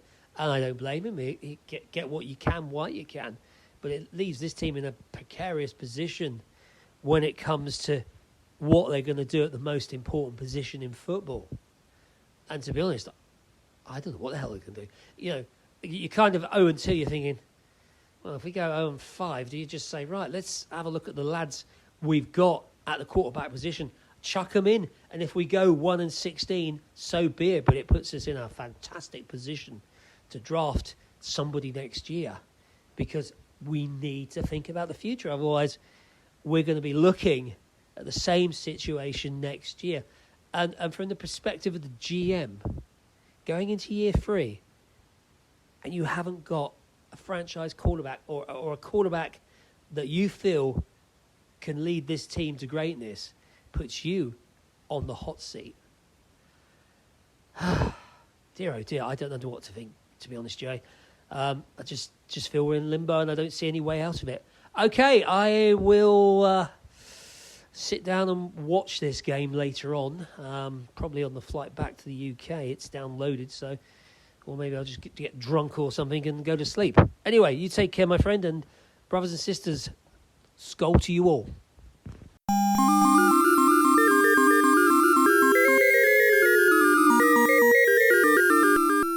And I thank you so much for that call-in. Mad Martin, Dave Martin, coming in out of Northern Scotland. Fantastic. Absolutely great. And yes, you know, kind of like the whole idea of we're kind of, again, stuck in this loop. It's like a Star Trek episode, Next Generation. I forget exactly how far into the show it was. A couple seasons in at the very least, where they were stuck in a loop. I can't remember what they called it. Crap. But it's like, yeah, you know, and it kept being a feeling of deja vu. But they were stuck in some kind of... loop. They were stuck in a loop. It was kind of funny, where it's like, okay, and they would end up getting destroyed, but then they could come back again because the loop would reset, and then they'd eventually, hopefully, try to figure out how to not get destroyed and get out of the loop. It was like a combination of things. So it was almost like a miracle that they were stuck in the loop. Otherwise, they would have been destroyed, which kind of feels like the Vikings in a lot of ways. Like we keep getting destroyed in the end, but then, we get to start over again the next year with the same team and try to see if we can do better. And that's kind of what it feels like in a lot of ways. Kirk Cousins puts up nice numbers, this and that. You look at his stats only and you're like, wow, why would you want to get rid of him? I mean, are you crazy? But a lot of us, we're more experienced than that. Back in the day when we were younger, we kind of looked at that kind of stuff, especially those of us, you know, that only had the newspaper and all that. You look at, you know, and you don't, you know, maybe you don't watch a team super closely, especially if it's not your team. But even if it is, and you know, say like the Twins or something, if you didn't have cable TV or you weren't able to keep up with all the games, and you're like, why isn't Chip Hale at third base? And it's like, you know, he's like, look at his numbers, way better than this other guy they've been putting at third. But it turned out Chip Hale couldn't play third base consistently. He didn't have a good glove. At best, he was like a mediocre DH or a backup with a slightly better offense than this other guy that could field the position. So it's stuff like that, where Cousins might put up nice numbers, this and that, but to me, that, you know, the eye test, this and that, common sense and all that. You watch him in the big moments, like you were saying. And he just doesn't come through. Like sometimes he'll come through in regular season games, coming back 33-0, the greatest comeback in NFL history against one of the worst teams one of the worst teams in the league. One of the coaches that people would say has no business being a head coach, Jeff Saturday, at the time, Matt Ryan, who'd given up the biggest comeback. I think he had the biggest comeback given up in college football history. And then he had the biggest comeback given up in the Super Bowl, and then he had the biggest comeback given up in the NFL history. So he was like the anti-Frank Reich, basically, in Matt Ryan, where Frank Reich had the greatest comeback in college history, and then the greatest comeback in NFL history until the Vikings snapped it by 1 point. So Matt Ryan. So literally in both cases, there was a consistent, whatever the word is. there was a consistency at the end of the day as to the common denominator per se, where Frank Reich was the best comeback guy. Period. College and pro. And Matt Ryan was the biggest choke, college and pro, when it came to giving up leads. That's the common denominator. That's the term I was looking for. And then that's what happened. So just to talk about like how Cousins, he's the greatest, he's way better, he's way underrated, this and that. Not really. Not really. He's won one playoff game, and he's turning 36 next year. So this is not necessarily an anti-Cousins rant, but it's putting all the eggs in Cousins' basket yet again. I think would be a huge mistake. Kwesi so far has been needs improvement. Like say if I'm a supervisor at my job, there are 3 different categories. This is not revealing any type of huge company secrets, but like most of you probably see this kind of stuff at your job, regardless if you're a janitor, a temporary employee, or a supervisor. Everybody gets this kind of thing. Needs improvement, which is like the worst thing you could get. Or I could go I should have went the opposite direction. Needs improvement, achieve, which is like, okay, you did well, and then outstanding, which is like the biggest raise and this and that. So for me, if I gave Kwesi a report card at the end of the year, it needs improvement. Needs improvement. Yep. Obviously you ignored the offensive line. Maybe you scoop somebody up off of the streets. That's great. Thank you. I'm glad you could do that. Obviously, again, you did scoop up Ivan Pace Jr. right off the draft. And I know other people were eyeing him, and you gave a little extra money to make sure you could secure him, this and that. Looks like a nice one, but at the same time, he is undersized, and that's why he slipped. And when players are undersized and all that, eventually it's going to come back to bite you at times, regardless how good the guy is. Unfortunately, you're going to run into some frustrations with that. So, no, great call-in. Always thought-provoking. I could go on all day, and you can go on all day as well. Man, I mean, I love what you do, Dave Martin, coming in out of Northern Scotland. Absolutely love you, and Skull, brother. Skull. Yep, and we're going to be hearing some more from Dave Martin / Mad Martin coming in out of X. X-Twitter, the X-Twitter. Sorry. Malcolm McSween liked the most recent episode 404, error 404. So hopefully nobody got too confused by that, thinking like, oh, what's going on? Like it didn't work or what? No, the podcast went through. That's the title of the episode, because the first game of the season was error 404. It just happened to be a phenomenon that it was the 404th episode. It was like a once in a podcast life chance to call the show error 404. It was meant to be.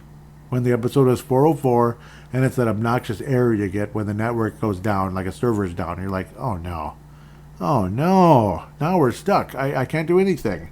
Shoot. Yeah, that kind of word. Where you might say something else. Anyhow, Malcolm McSween liked and retweeted it. Vince Germano, coming in out of Australia. Anthony Brown out of New Zealand retweeted it. Thank you guys so much. Malcolm coming out of California, or California, or something like that. Tania Wilson Brown coming in out of New Zealand says it feels like there's O-line talent out there and available, but if they're better than our backups, why aren't they already there? I don't get it. Yeah, I don't get it either, because, yeah, like, the guys available out there should have been signed. I don't know if it's a money thing or what, but it's insanely frustrating. Like the free agent a lot of us have been talking about of late, that should be signed by the Vikings. Like Ole Udo, and even before he got hurt, it was like, okay, so what the heck? And of course that guard is Dalton Reisner, as I was almost kind of blanking for a second. But yep, Dalton Reisner. Definitely, but it was a conversation a good month ago. Now, according to Purple FTW podcast, nothing really been going on between them. So that's kind of weird. Are you there? Very strange. So not sure what to think about all of that. You really need to sign him, but I don't know. Especially now, we need guards. Did I mention we need some guards? We'd love to hear from Gerald String again on this show, or Freedom of Thought, or both. I'm greedy, so I'll say both, because Gerald String's a wonderful caller as well, coming in out of Nebraska. Let's continue here. Yep, yeah, I mean, I agree 1,000,000% with you today there. Pete LaFlamme. What was I posting? Oh yeah, that the Vikings restructured Brian O'Neill's contract, creating $10 million in cap space. I don't think I mentioned that going into the first week. Okay, yep, I was saying I'm already done with Alexander Madison. There's some crazy people living around here. Anyhow, Matt Martin says, yep, yeah, and the fact that Kareem Hunt is still a free agent is kind of weird too. Matt Martin says, could not face watching this game live. Went out for dinner instead, as we are on the West Coast. Yep. So must be West Coast over there, not here, of course. Vikings were on the East Coast, but yeah, I'm guessing it's West Coast there in the UK. Matt Martin says, but I hear 4 more turnovers, so no surprise we are 0-1 or 0-2. Sorry. Matt Martin says, in his defense, what's he saying? In his defense, our O-line is once again a disaster. Yep, in his defense. Yep, that would be again. That must be. Who was I talking about? Okay, I was saying I'm already done with Alexander Madison. Sign Kareem Hunt or trade for Taylor. Matt Martin responds with, in his defense, meaning Alexander Madison. So, yep, my bad there. In his defense, our O-line is once again, yes, a disaster, especially the guards. Just looks like the team is not ready for the season. And that's kind of the whole thing. I was saying it's definitely a disaster. It feels like 2021 all over again, which is exactly what 2021 felt like. They just weren't ready. I thought the Vikings prepared well for the Philadelphia game. They didn't prepare jack bleep for the Tampa game. They just didn't. It was garbage. Vikings prepared much better for the Philadelphia Eagles. But then they're just sloppy. They're just sloppy. Maybe not mentally prepared as much as they were. I don't even know. Prepared on paper and kind of ready to go. So what's this Randy Moss thing? What did he say? Okay, I get it. And then he shared it with me. Thank you for that tonight. He says, our SB23 at Skull Brothers is what it is. What made you become a Vikings fan? For me, it was Randy Moss. Oh, and Tenathis, for me, it was Purple Mafia Show. What an honor. And I didn't like or retweet it. I am so sorry, Tanae. What an incredible honor. Oh, my goodness. That is... Thank you so much. Yep. Thank you so much, Tanae. You are the greatest. Seriously. Oh, my gosh. I am so sorry I didn't get back to this sooner.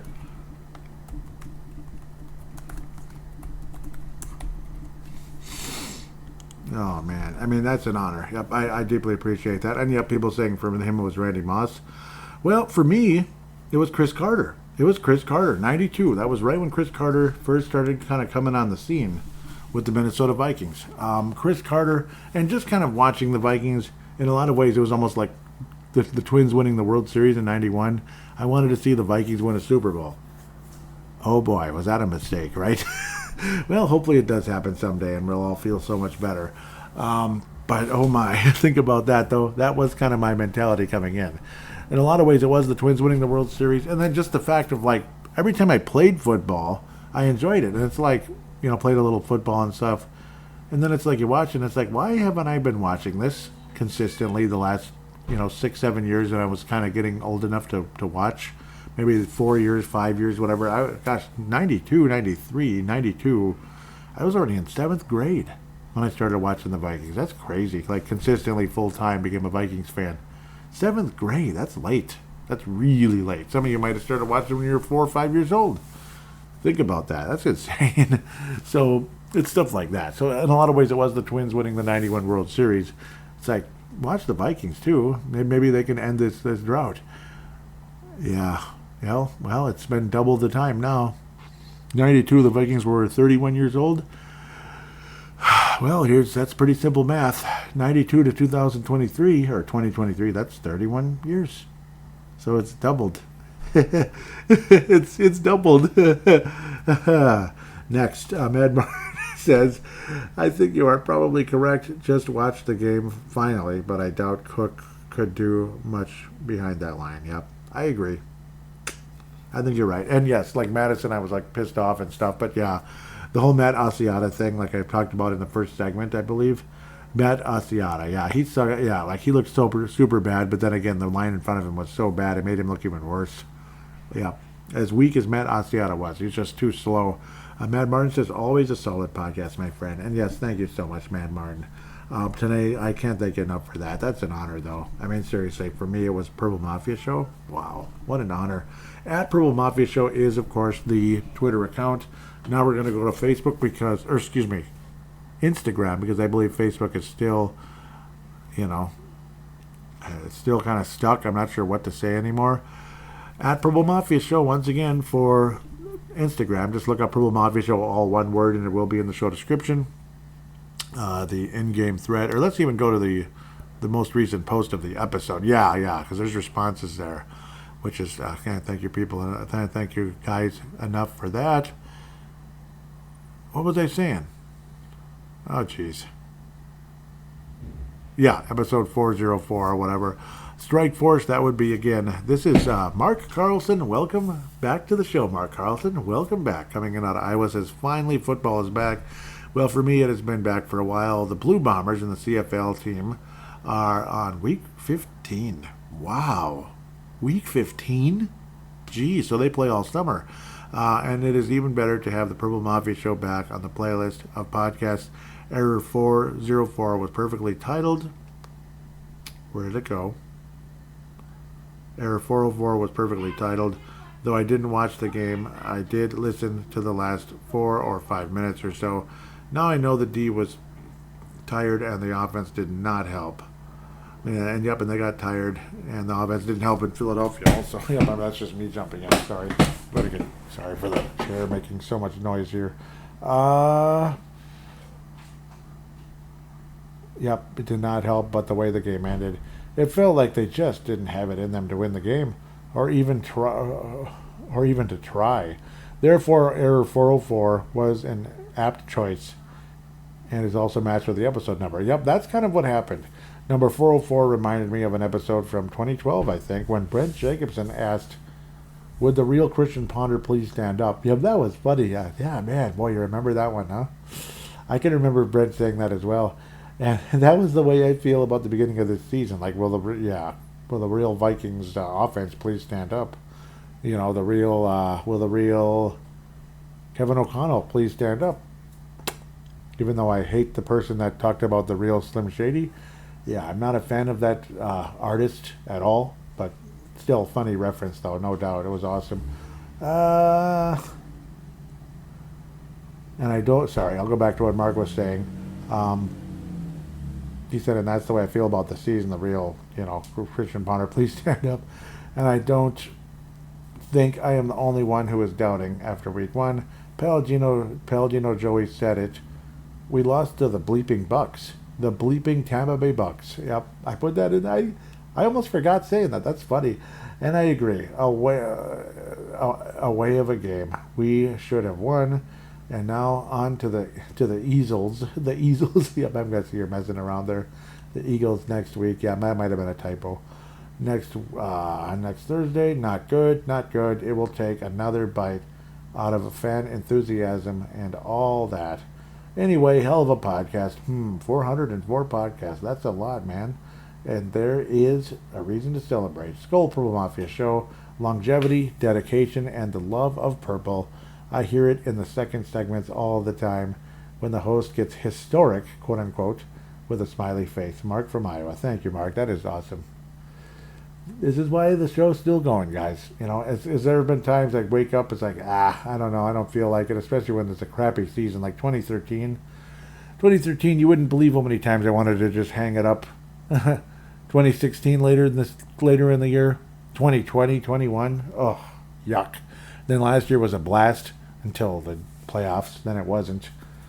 Then it just wasn't. Of course, some of those that awful Halloween Cowboy game was a big joke too. But no, that was 2021. Beautiful night. Luckily, I didn't really let that Viking game ruin my Halloween night, even though I'm not a Halloween person. The weather was so great, and people with their fire pits. It's like I am going to the fire pit, and I might even record the first segment in front of a fire pit sometime, like I do with Freedom of Thought. Sometimes I'll go mobile. So the first episode's audio might be slightly different, but it's really not much worse. Some might even say it's better. just recording with the mobile device. That's how good the microphones have gotten on these suckers. It's amazing. You can record pretty good sound bites with these suckers. Like if you wanted to go and do interviews and stuff, you don't need to have a digital recorder. It is a digital recorder. Anyhow, Mike Dale, welcome back to the show. Coming in out of the state of New York, not the city. He says, I think he's closer to Buffalo. Man, I'm injuring my back here the way I'm sitting. Okay, better watch out. It's the last thing I need. I was saying Vikings defense, thumbs up. Offense, thumbs down. Special teams, thumbs down. Okay, now Mike Dale says not carrying much confidence going into this one. This would be the Eagles, especially after last week's feeble display. Let's hope the Vikings elevate their play and competing level for this one, or it might be a long, painful night. Yep, the Vikings did elevate things, but then they turned the damn ball over way too much. Mark Carlson, StrikeForce.92 says, I don't even know what to say. Perhaps it's the curse of late-night football. Perhaps. But drop balls, fumbling balls, and generally screwing around and letting the wide receiver fly by and the backs run all over. We're not helping.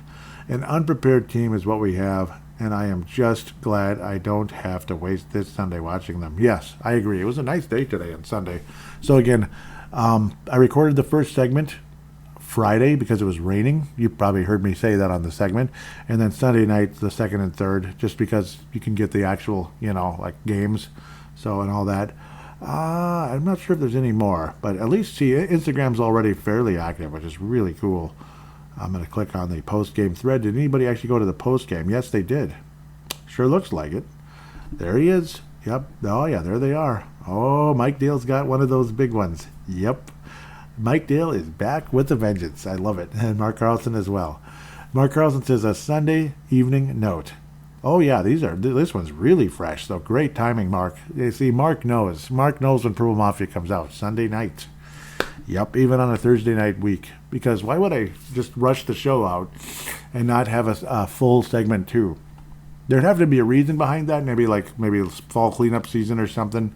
That's probably what could happen. Once or twice a year, it'll be something where it's an abbreviated show because of that. Because unfortunately, the bye week doesn't fall during fall cleanup season. Oh, some years it does, and I'm like, thank you, God. That is the best timing ever for that. Anyhow, let's get to what Mark has to say and get going on this show here. A Sunday evening note is that is that Dallas team for real? Scary. And I don't like the Cowboys. I never have. Same here. I'm sure you will cover all this in the episode of Purple Mafia, Joey. I just wanted to add this little comment. Yeah, I mean, Dallas, so far. But I think we know what Dallas is going to do. They're going to crush certain teams. They're going to have a pretty good record. They're going to make the playoffs. Maybe they'll win the first round, and that was a block kick. That was a block kick.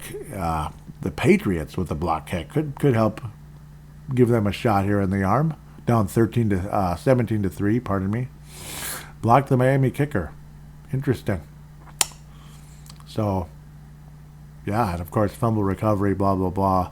Patriots with good field position. Anyhow, yeah, Dallas is for real for now, but I don't think they're going to get past the second round until they finally do. It's one of those kind of things. Mike Dale says, now hopefully, okay, I got to click like on these things. That's better. It looks a lot nicer. Like hello, acknowledge you guys, dang it.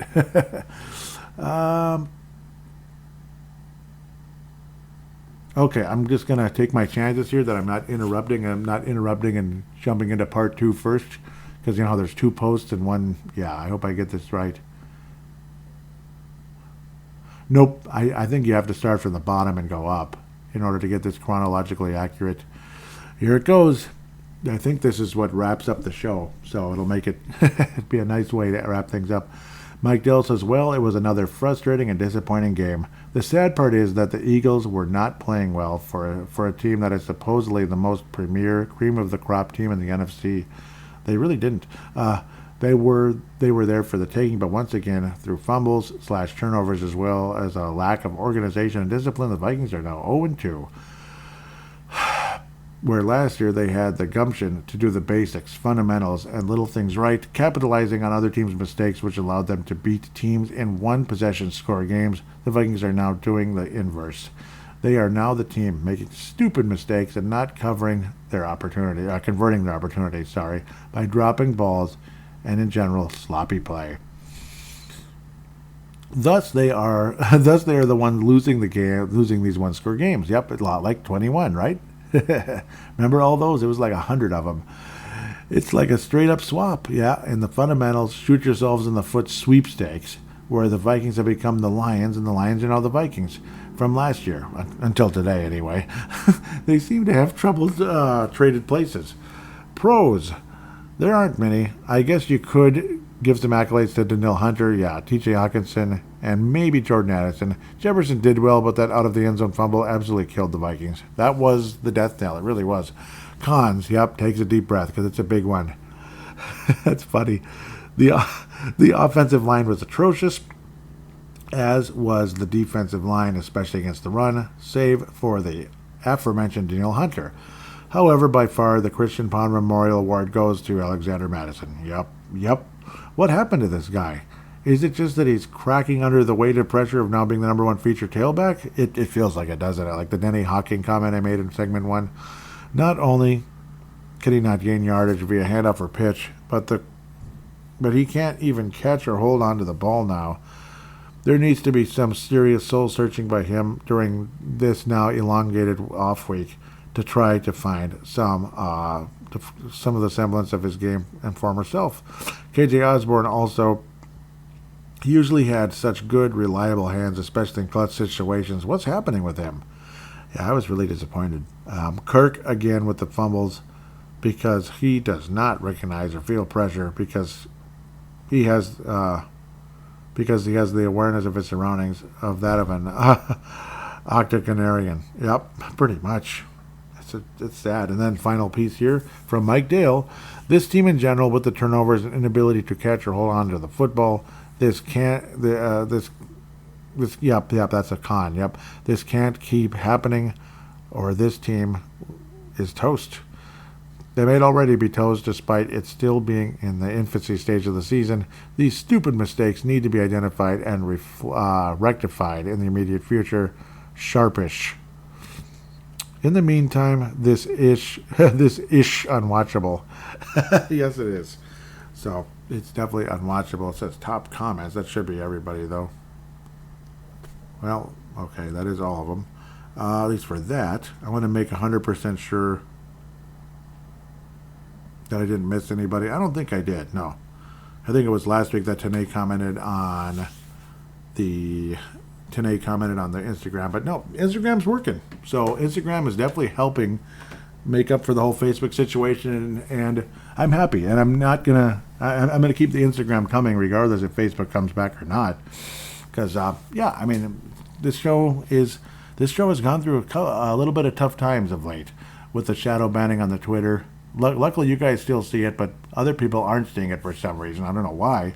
But at least the important people are seeing it, like Mad Martin, Tanae, guys like that. Malcolm. I really appreciate you guys. Vince Germano. You guys are the pillars of the show on Twitter. Sam Gupta, I'm sure, has been seeing him. Maybe he's not been as active lately, but hope to hear from you, Sam. Huge shout out to you. Gosh, you've been around since like 09, right? So you're easily, you got in the Hall of Fame big time. Looks like Gerald still sees it. So yeah, again, the important high-end people, but at the end of the day, it's like it's not reaching at all. It's weird. It used to get to hundreds of people. Now it's like double digits. So if that isn't shadow banning, I don't know what is. So I know I probably was lashing out way too much during games, which I have not been doing as much this year. Cursing and bleep, that's probably stupid and unprofessional, and people probably reported it, and it's definitely helped a little shadow banning, but at the same time, should it be completely an invisible account? I don't know. That kind of sucks. But, yep, at least the Instagram is slowly gaining ground, and the important people like Mike Dale, Mark Carlson, Tanae, and others, again, like I said, Matt Martin, super important on Twitter.